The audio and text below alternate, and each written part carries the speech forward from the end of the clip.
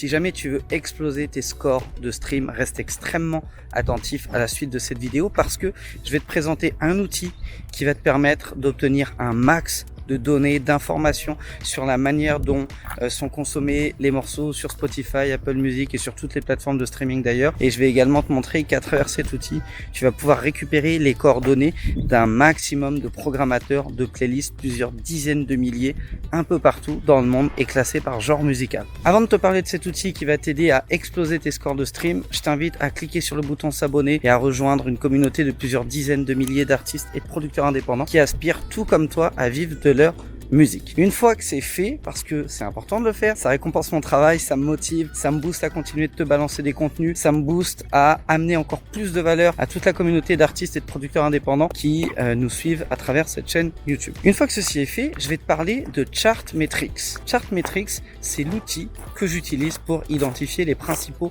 programmateurs de playlists tiers. Je tiens à le préciser. Sur Spotify, tu as 3 types de playlists. Les playlists algorithmiques, donc c'est celles qui vont naturellement te proposer des morceaux basés sur tes goûts, sur tes préférences, sur ton historique de navigation. Donc ça, c'est totalement automatisé, c'est fait par l'algorithme de Spotify. Donc sur celle-ci, tu n'as absolument aucun contrôle puisque c'est basé sur l'expérience utilisateur. Le deuxième type de playlist, ce sont des programmateurs internes à Spotify. Donc autrement dit, tu as une équipe chez Spotify, chez Apple, chez Deezer, qui est chargé d'assurer la programmation de playlists importantes, enfin plus ou moins importantes d'ailleurs, parce qu'ils ont des playlists mood qui n'ont pas forcément beaucoup d'abonnés, mais qui fonctionnent extrêmement bien.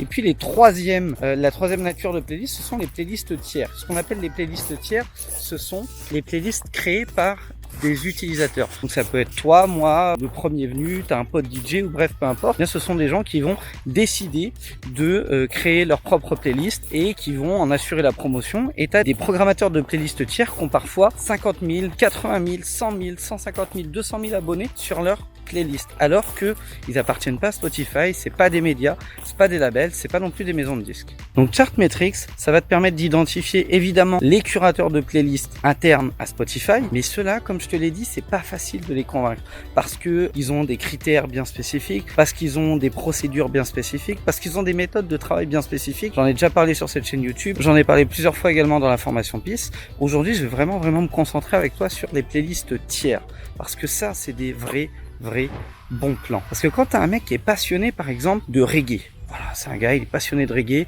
qui a peut-être sa web radio, qui est peut-être DJ, qui est ce qu'on appelle donc un selecta dans la profession, et qui se dit, bah voilà, écoute, j'ai envie de monter ma propre playlist, je vais lui donner un nom, je vais faire un visuel, je vais en assurer la promotion, etc., etc. Qu'est-ce qui se passe à ton avis? Dans sa playlist, il n'a que des sons de qualité destinés à des aficionados du reggae.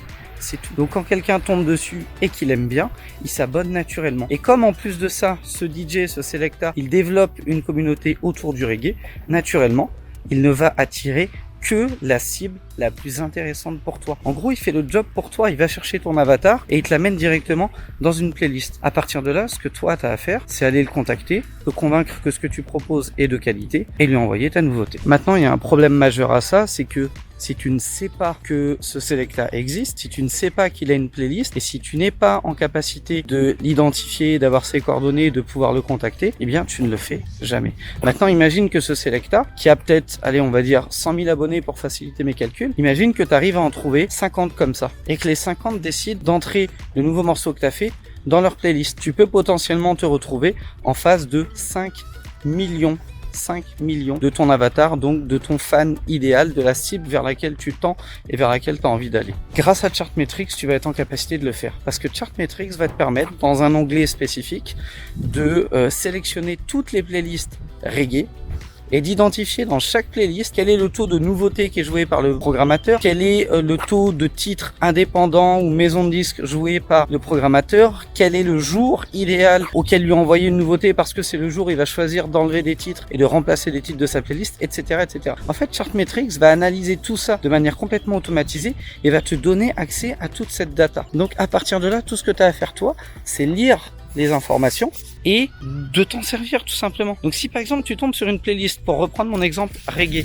et que dans la playlist, eh bien tu te rends compte que le gars ne joue que des morceaux de stars jamaïcaines signés sur des gros labels, maisons de disques, etc. Il est évident que tu vas pas prendre le temps d'investir dans une relation avec lui pour qu'il joue ta nouveauté, parce que c'est pas ce qui l'anime, c'est pas ce qu'il va faire, ça l'intéresse pas spécialement. Par contre, si tu tombes sur une playlist où là tu te rends compte que le gars il renouvelle ses titres par exemple une fois tous les 15 jours, et qu'à chaque fois qu'il le renouvelle, il y a 95% de ce qu'il programme qui proviennent d'artistes indépendants, de labels indépendants, bah, t'as 95% de chance que s'il écoute ton titre et qu'il aime bien, qu'il te le rentre sans te poser de questions, sans se demander où t'es signé, quel budget t'as, etc., etc. Parce qu'il sait très bien que les indépendants ont pas forcément de deal en maison de disques, c'est très bien que les indépendants ont pas forcément les mêmes moyens que des gros labels ou des gros maisons de disques, et là où d'un côté t'as des mecs qui sont capables de payer 200, 300, 800 euros une place dans une playlist, toi tu vas te retrouver face à quelqu'un qui va être compréhensible et qui va rien te demander pour jouer ton titre. Et ça, comme je te l'ai dit, multiplié par 50 playlists, tu peux te retrouver face à des millions, non pas de public de masse, mais d'aficionados du style de musique que tu fais. Donc c'est vraiment redoutablement efficace. Donc si jamais ça t'intéresse, tu peux cliquer sur le lien dans la description. Je t'ai mis un lien d'accès direct vers Chartmetrics. Et en plus de ça, comme c'est un outil qui est en anglais, qui est pas forcément